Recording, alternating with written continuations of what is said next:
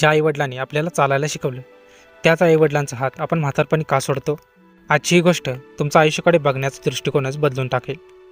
नमस्कार मित्रांनो, गणेश क्रिएशन जी या आपल्या यूट्यूब चॅनलमध्ये मी तुमचं मनापासून स्वागत करतो.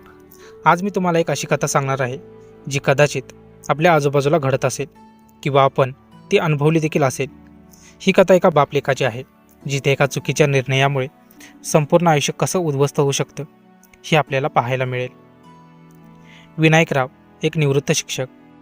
आयुष्यभर काटकसर करून त्याने आपल्या एकुलत्या एक मुलाला सुहासला शिकवलं, मोठं केलं. सुहास आता एका मोठ्या कंपनीत मोठ्या पगारावर कामाला होता.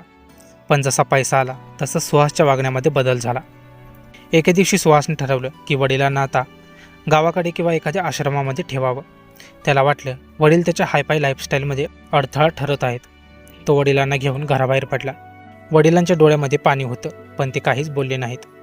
आश्रमामध्ये पोचल्यावर जेव्हा विनायकराव आपली जुनी बॅग उघडून सुहासच्या हातामध्ये एक कागद देतात तेव्हा सुहासला कळतं की ज्या घरासाठी तो वडिलांना घराबाहेर काढत होता ते घर आणि त्यांची संपत्ती वडिलांनी आधीच त्याच्या नावावरती करून दिली होती आणि स्वतःकडे फक्त म्हातारपणाच्या काही आठवणी ठेवल्या होत्या.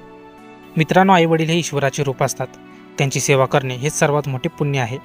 पैसा येईल आणि जाईल पण गेलेले आईवडील पुन्हा परत येणार नाहीत. तुम्हाला ही कथा कशी वाटली? तुमच्या आयुष्यामध्ये असा एखादा प्रसंग घडला आहे का? कमेंटमध्ये नक्कीच सांगा. आणि जर तुम्हाला ही कथा आवडली असेल तर गणेश क्रिएशन जी आपल्या यूट्यूब चॅनलला सबस्क्राईब करायला विसरू नका. धन्यवाद.